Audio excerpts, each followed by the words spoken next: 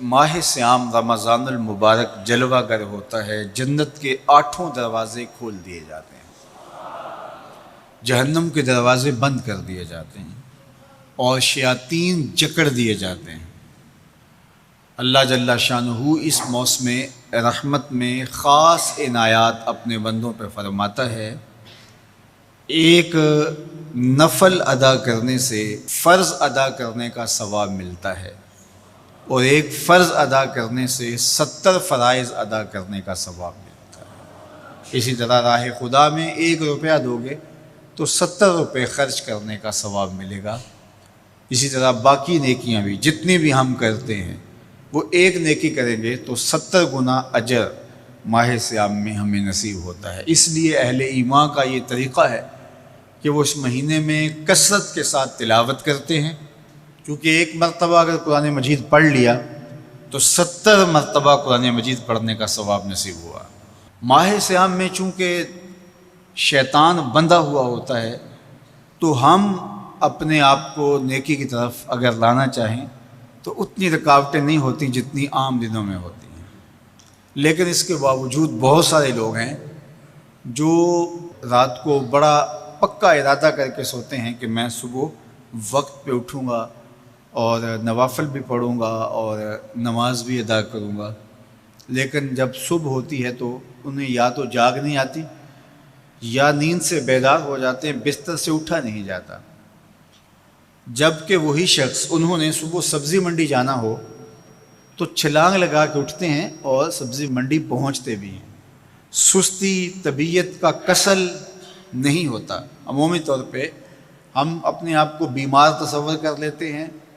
اور سستی اور کسل کا نام دے کر کے، بہانہ دے کر کے ہم کہتے ہیں کہ بس کیا کریں، ہم کو ارادہ کرتے ہیں روز لیکن ہم سے اٹھا نہیں جاتا، بس طبیعت اس طرح کی ہے، کسل ہے، سستی ہے۔ یہ بات ذہن میں رکھیے گا کہ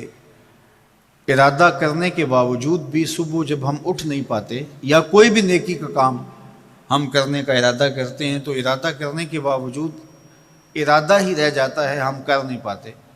تو اس کا سبب یہ ہوتا ہے کہ بہت سارے ہم گناہ کر چکے ہیں اور ان گناہوں کی وجہ سے ہم نیکی کی توفیق نہیں پاتے۔ حضرت حسن بصری رضی اللہ تعالی عنہ نے یہی وجہ اس کی بیان فرمائی ہے۔ تو اس کا بہترین طریقہ یہ ہے کہ توبہ کی جائے، اور توبہ بھی سچے دل سے کی جائے، رو رو کے اللہ سے گناہوں کی معافی مانگی جائے، اور سچے دل سے جب توبہ کی جائے تو پھر سارے گناہ نہ صرف مٹا دیے جاتے ہیں بلکہ ان کو بدل کے نیکیوں میں تبدیل کر دیا جاتا ہے۔ تو ماہ سیام کے اندر پختہ عزم کریں اور اس عزم کو عمل کی شکل دینے کے لیے سچی توبہ کریں کہ ہمارا یہ رمضان اس طرح سے گزرے، یہ مہینہ اس طرح سے بسر ہو کہ ہم اس مہینے میں اللہ تعالیٰ کی قربت حاصل کر لیں، ہم گناہوں سے پاک ہو جائیں اور ہم جو ثمرات ہیں، جو فوائد ہیں اس مہینے کے، وہ ہم سمیٹ سکیں۔ تو یہ وہ مہینہ ہے جس کے انتظار میں میرے اور آپ کے آقا و مولا اپنی آنکھیں لگائے ہوتے تھے اور دن گن گن کے وقت گزارتے تھے کہ ماہ سیام آ رہا ہے۔ تو اس مہینے کا عزت کے ساتھ، تکریم کے ساتھ، اعزاز کے ساتھ استقبال کرو اور اس کو پلکوں پہ بٹھاؤ، اس کو دل پہ بٹھاؤ۔ اس مہینے کی تکریم یہ ہے کہ اس میں ہر برا کام چھوڑ دیا جائے۔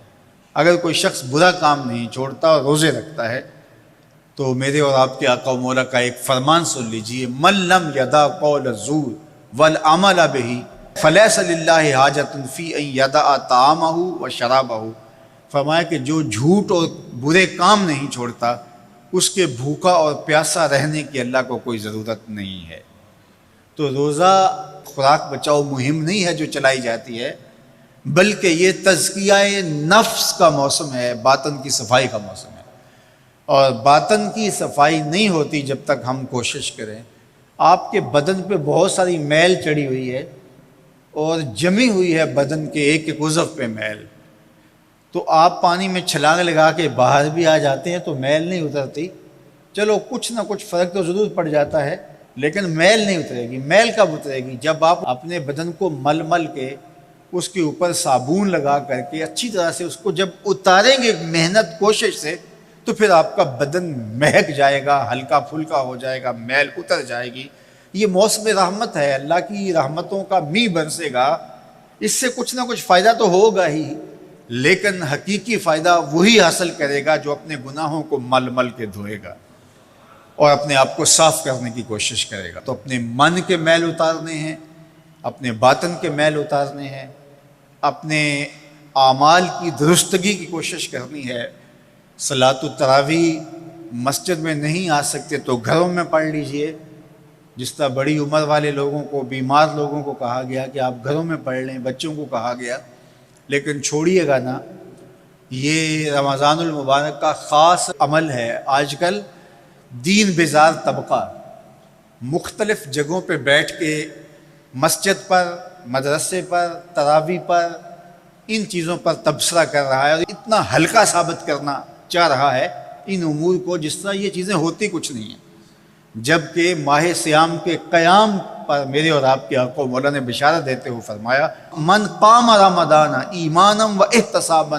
غفر لہ ما تقدم من ذنبہ، جس نے رمضان المبارک کی راتوں میں قیام کیا ایمان اور محاسبہ نفس کے ساتھ، اللہ اس کے پچھلے سارے گناہ معاف فرما دیتا ہے۔ یہ بہت بڑی دولت ہے، تو اس دولت کو ضرور سمیٹیے گا، ضرور حاصل کیجئے گا، من کی ستھرائی، عفت اور پاکیزگی کا سامان کیجئے گا۔ اللہ آپ سب کو اپنی امان میں، اپنی حفاظتوں کے حصار میں رکھے۔